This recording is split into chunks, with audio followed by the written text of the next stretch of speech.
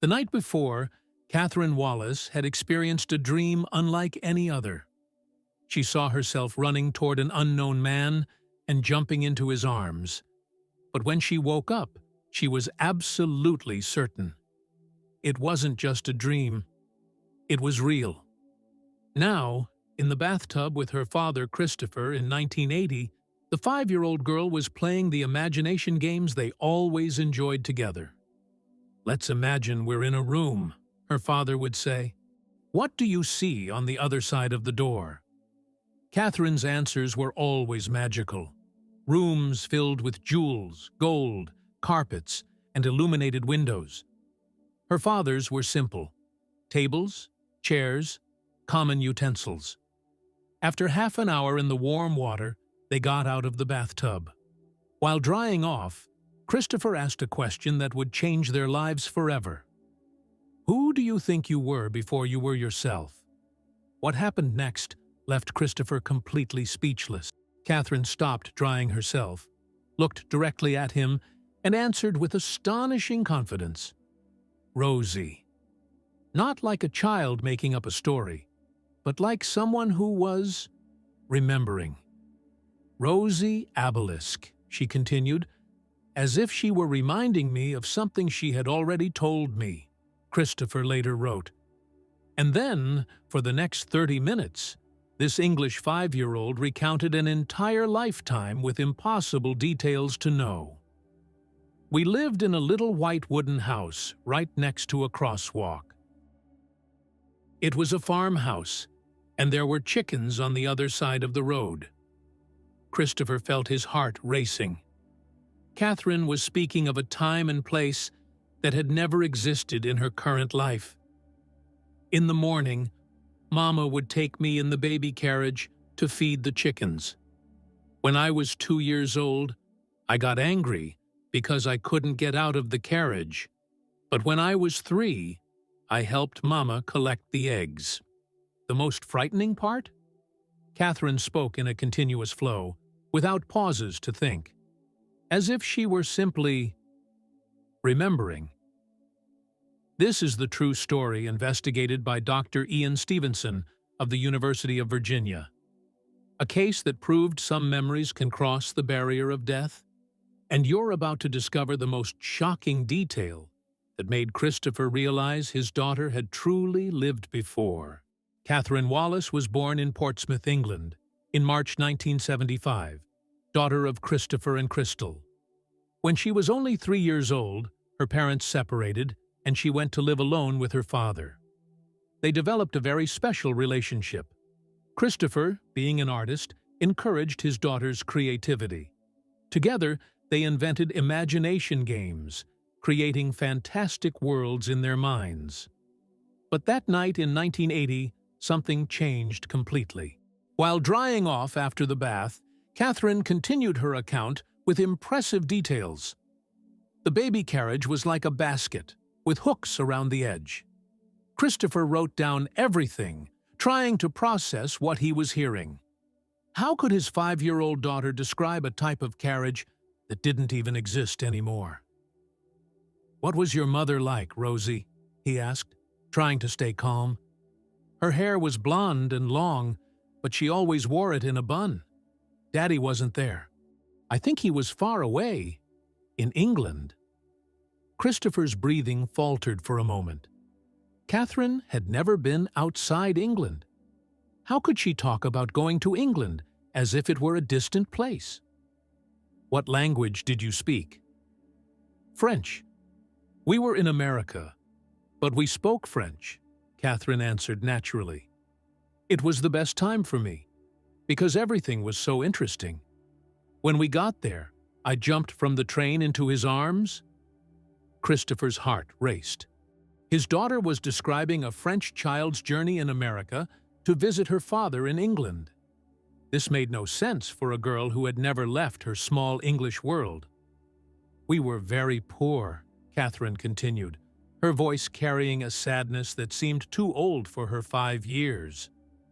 "A lumberjack lived in our house and earned money selling wood." Soon, you'll discover the most shocking detail of this story. the moment that made Christopher realize something supernatural was happening to his daughter. "Can you remember the name of the school?" Christopher asked, his pen trembling slightly as he tried to write down every word. Catherine frowned, as if trying to remember something very distant. It was something like Echo-Missy, Echo-Misri. Christopher repeated it several times until he understood. École Missive, a French school? But how could his 5-year-old daughter, who barely spoke English properly, know French words? The details became even more specific and disturbing. Catherine described how at 3 years old she helped her mother collect eggs from the chickens. "Once I dropped an egg, but it was okay because it fell right on the straw." She spoke about everyday moments with a frightening naturalness, as if she were really remembering her own childhood. But it wasn't her current childhood. It was someone called Rosy Abelisk. "When I was 6 years old, I went to visit Daddy in England, but I didn't speak English," Catherine continued. "We had to travel a lot, and when we got there, I jumped from the train into his arms. Then we returned, and everything went back to the way it was." Christopher felt a knot in his stomach. His daughter had never experienced such a separation, had never been on a train, much less made an international journey. Later, Catherine added details about clothing. "My mother always collected scraps and sewed many patchwork clothes. When I went to school, everyone laughed at me because of my patchwork clothes." Her voice became sad when telling this, as if the humiliation still hurt. "The teachers were very strict, mostly men who wore black suits with vests and blue shirts. The school building was white, or stone, with a bell tower." Christopher stopped writing for a moment. A building with a bell tower? That sounded like a typical Catholic church in French-Canadian communities. But what impressed him most was how Catherine spoke. She wasn't a child fantasizing. She was someone recalling. And then came the question that would change everything. "How did you die, Rosie?" What Catherine answered next left Christopher completely speechless. Silence filled the bathroom. Catherine stopped playing with the water and looked directly at her father, her eyes taking on a strangely mature expression. "One day, when I was crossing the road to get the eggs, it was a crosswalk. I didn't look."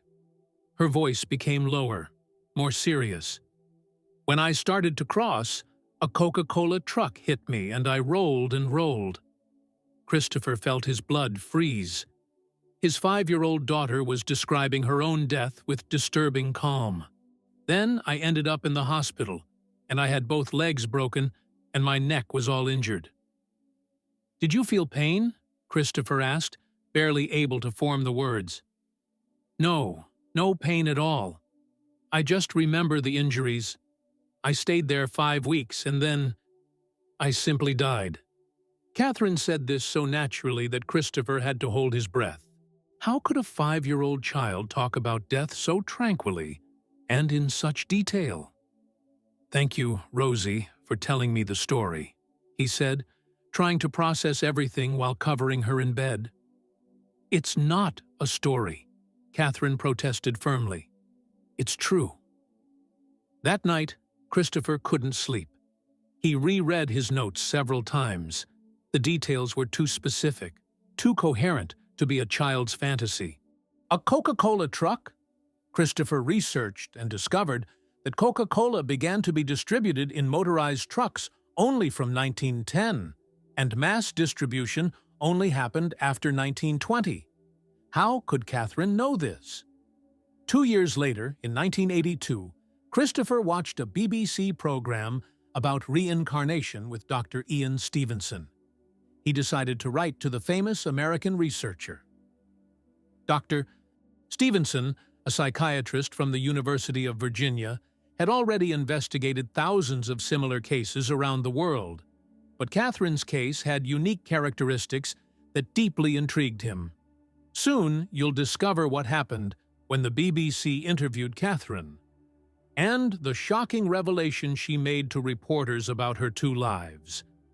In 1983, Catherine was almost 8 years old when June Knoxmauer from the BBC arrived to interview her. Dr. Stevenson had indicated the case as one of the most intriguing he had ever received. During the interview, Catherine maintained the same consistency as 3 years before, but something new and disturbing emerged. Sometimes, when I'm in bed, I feel like I'm walking backwards to when I was 10 years old, and then I go forward, when I'm 7, Catherine told the reporter. "Is this confusing for you?" June asked. "Very confusing," Catherine replied, her voice carrying real anguish. The girl was describing something scientists call memory overlap, when memories from different lives mix in the child's mind. 2 months later, Dr. Nicholas McLean Rice, Dr. Stevenson's colleague, visited the family in Wiltshire. During this interview, Catherine added more impressive details. "There was a neighbor farmer named Knox," she said, mentioning something she had never told before. "And to bring the wood home, I used a basket with a kind of wheels, like a mason's wheelbarrow, but with a basket." Dr. McLean Rice was impressed with the precision of the details. Catherine wasn't inventing, she was accessing specific and consistent memories. Christopher revealed to the researchers something even more impactful. "I didn't like to bring up these memories, because children who make up stories all the time can easily elaborate them further. But when this emerged, the things she told me were consistent with the original account." For years, Dr. Stevenson tried to find historical evidence of Rosy Abelisk's life. The clues pointed to Quebec or French regions of Louisiana, where French Catholic communities had schools with bell towers, the distribution of Coca-Cola in trucks, the type of baby carriage described, the patchwork clothes, everything fit with the period between 1910 and 1930 in Franco-American communities. But there was an even greater mystery. Why did Catherine stop remembering? And what made her have these memories in the first place? The answer may lie in what happened when she turned 8 years old. Something extraordinary happened when Catherine turned 8 years old. Gradually, Rosy's memories began to disappear, as if they were being slowly erased from her mind. "Now it's harder to remember," she told Dr. McLean Rice during her last detailed interview. "Before I could see everything clearly, but now it's becoming like a distant dream." This phenomenon deeply intrigued Dr. Stevenson. In his studies with more than 3,000 similar cases, he discovered that most children stop remembering past lives between 6 and 8 years of age. "It's as if the brain creates a natural barrier," Dr. Stevenson explained. "The memories are stored in an inaccessible place, allowing the child to live their current life fully." Cite. Christopher noticed other changes in Catherine. She became more closed about the subject, preferring not to talk about Rosy. It was as if a door in her mind had permanently closed. Crystal, Catherine's mother, who wasn't present during the first accounts, described her daughter as an incredibly sensitive child who matured before her age. She never doubted the truthfulness of her daughter's experiences. For years, Dr. Stevenson tried to meet personally with Catherine, but circumstances never allowed it. In 1993, he finally managed to meet Christopher in London, but Catherine was living with her mother in Ireland. "She still remembers some fragments," Christopher told Dr. Stevenson, "but she doesn't like to talk about it. It's like it was a part of her life she chose to leave behind." Dr. Stevenson proposed hypnosis to try to recover the memories, but the psychologist in London who showed interest in the project never contacted the family. Years later, researchers tried to locate historical records of a child called Rosy, or Rosy Abelisk, who died in an accident with a Coca-Cola truck. but the archives of rural Franco-American communities from the early 20th century were limited. But the lack of historical proof didn't diminish the scientific impact of the case. What made Catherine's case truly extraordinary wasn't just the details she provided, but how these details fit perfectly with history. Dr. Stevenson compiled an impressive dossier, Coca-Cola Chronology. Catherine described a Coca-Cola truck running over Rosy. Research confirmed that Coca-Cola was first produced in 1885, began being sold in bottles soon after, and started being distributed in motorized trucks only from 1910, with mass distribution only after 1920. Type of baby carriage. Catherine described the carriage as a basket with hooks around the edge. This type of carriage was common in the early 20th century, but no longer existed during Catherine's childhood in the 1980s. Franco-American community. The details about a school with a bell tower, male teachers wearing black suits, and a community that spoke French in America clearly pointed to Quebec, or French communities in Louisiana. Temporal consistency. For 3 years, between ages 5 and 8, Catherine maintained the same basic details, only expanding with additional information that always fit with the original account. Christopher Wallis, the father, was skeptical by nature. He encouraged his daughter's creativity, but always differentiated her made-up stories from Rosy's memories. "I asked if she felt the same thing when she made up a story," Christopher reported, "and she answered that it was different and that she could see herself doing things." Dr. Stevenson applied his rigorous scientific criteria. Independent verification, multiple interviews by different researchers, temporal consistency, 3 years of coherent accounts, verifiable details, precise historical information that the child couldn't know, absence of prior exposure, no family connection to France or French Canada. The Wallis family had absolutely no connection to French culture. Christopher could only think of one possible source for one detail. His ex-wife had a patchwork skirt that Catherine might have seen when she was little. But how would this explain everything else? Soon you'll discover the revolutionary theory that this case helped prove. The Catherine Wallis case became one of the pillars of scientific research on reincarnation, contributing to a revolutionary theory about the nature of human consciousness. Dr. Stevenson developed the hypothesis of surviving consciousness, the idea that consciousness can exist independently of the physical brain and carry memories between different lives. It seems that our brain imposes a natural containment of memories from previous lives, Dr. Stevenson explained. This allows for the restart of human relationships. Imagine if we remembered all past conflicts. This would prevent the flowering of new love relationships. In Catherine's case, something allowed this natural barrier to be temporarily crossed between ages 5 and 8. Researchers discovered fascinating patterns. Why do some children remember? Generally, they are extremely sensitive children with accelerated emotional development. Catherine fit perfectly into this profile.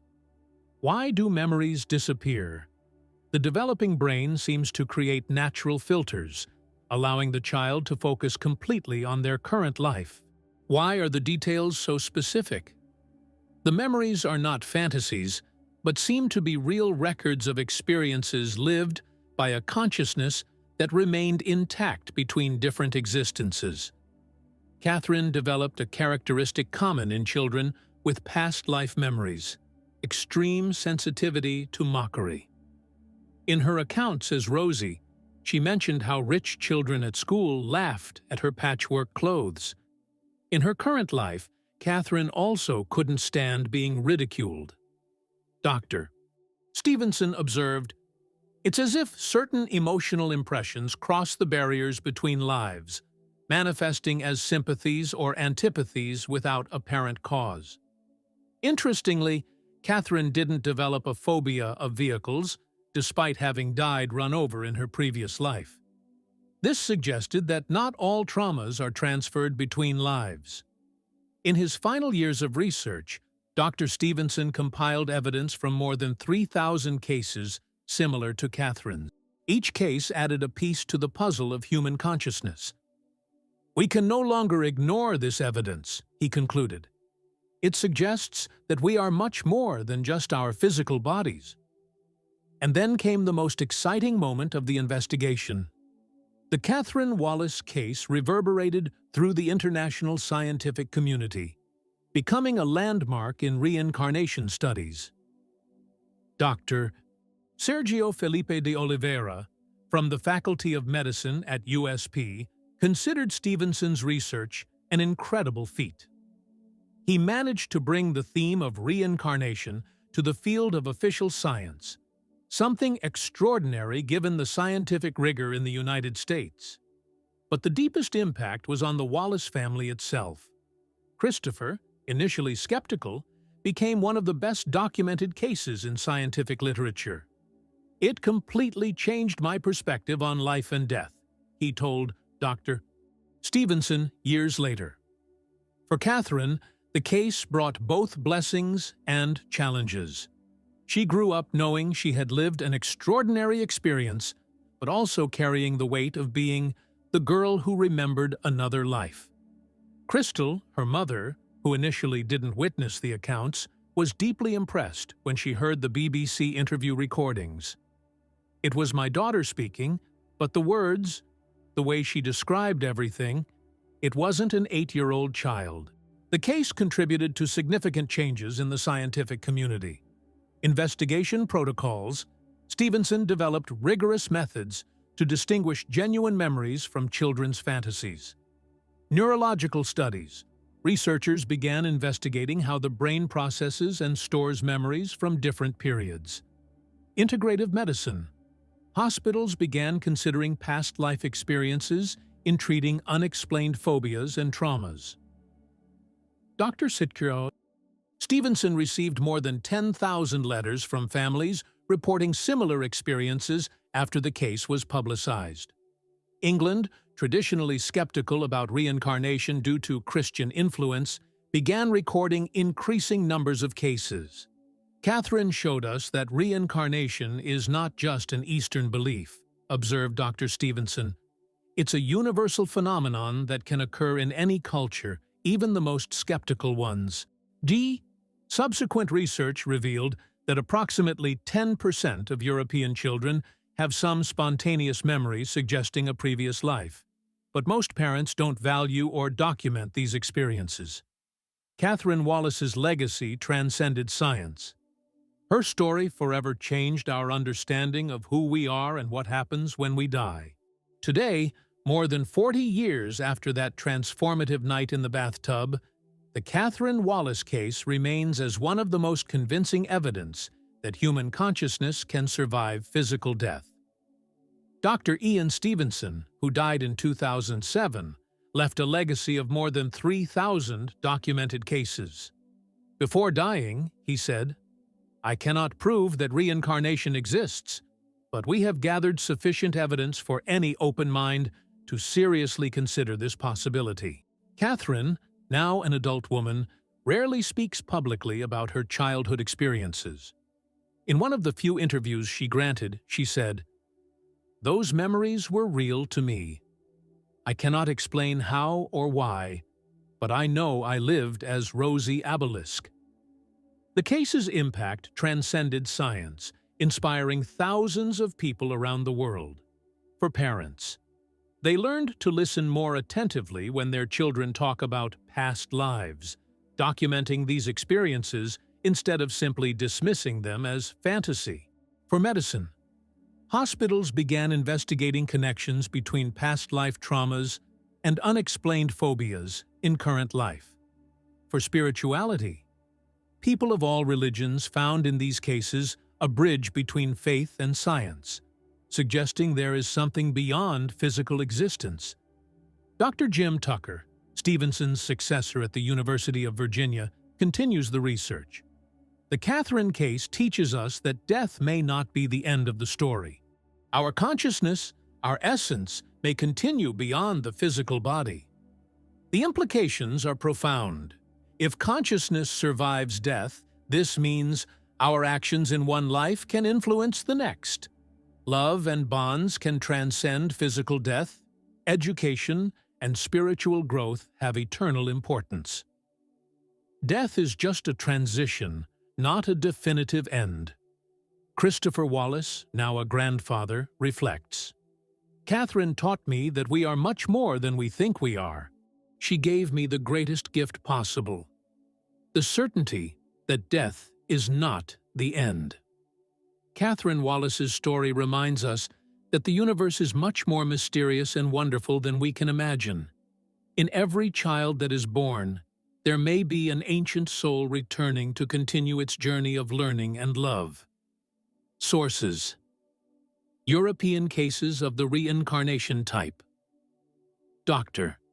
Ian Stevenson, 2003, BBC Archives, Catherine Wallis Interviews, 1983, University of Virginia, Division of Perceptual Studies, Centro de Estudos Vida en Conciencia, Editora. If this story touched your heart, share it with someone special. And if you have unexplained memories from childhood, perhaps they are more than simple imagination. Leave in the comments. Have you ever experienced something you can't explain? Do your earliest memories seem to belong to another life? Subscribe to the Circle of Lives channel for more real stories that challenge our understanding of life, death, and reincarnation. Hit the bell to not miss any extraordinary case, because some stories are too real to be just stories.